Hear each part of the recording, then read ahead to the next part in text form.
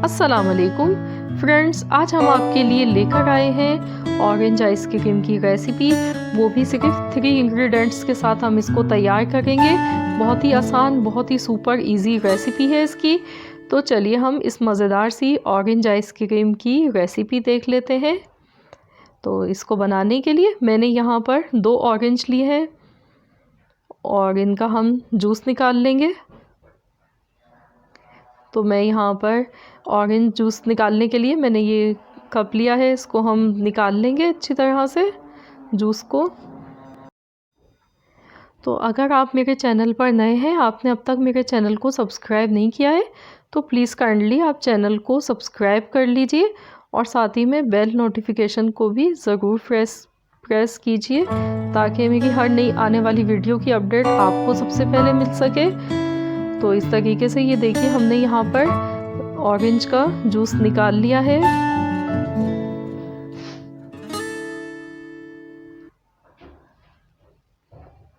तो ये मेरे पास आधी प्याली ऑरेंज का जूस आ गया है, ये मैंने निकाल लिया है इसमें से। और व्हिप्ड क्रीम मैंने ली है आधा कप।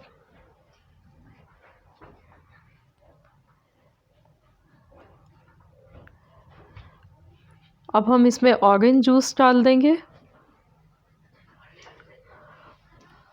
और अब मैं इसमें कंडेंस मिल्क डाल गई हूँ, ये भी मैंने आधा कप लिया है। तो तीनों चीज़ें हमारे पास सेम क्वांटिटी में है, मैंने तीनों चीज़ें हाफ कप ली हैं। और अब हम इन तीनों चीज़ों को अच्छी तरह से मिक्स करेंगे। तो उसके लिए मैंने यहाँ पर इलेक्ट्रिक बीटर ले लिया है। तो हम इसको अच्छी तरह से फेंट लेते हैं जब तक ये नरम, मुलायम और सॉफ्ट नहीं हो जाएगा, जब तक हम इसको बीट करेंगे। तो इसको बीट करने में तकरीबन 1.5 से 2 मिनट लग जाते हैं।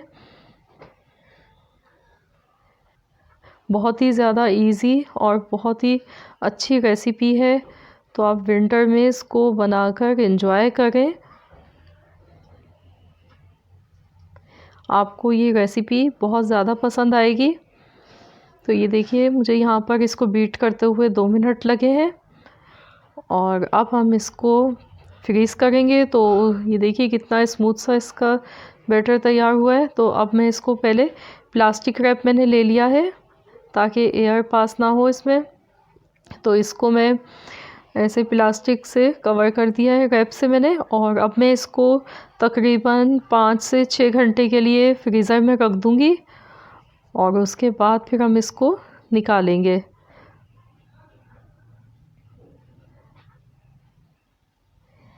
तो ये देखिए इसको फ्रीज़ किए हुए 6 घंटे हो गए थे, अब हमने इसको निकाल लिया है।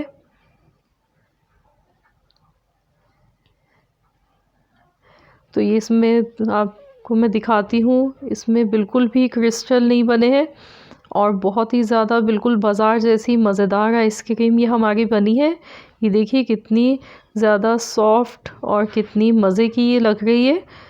तो ये वाकई में बहुत ही ज़्यादा टेस्टी, बहुत यम्मी आइसक्रीम है।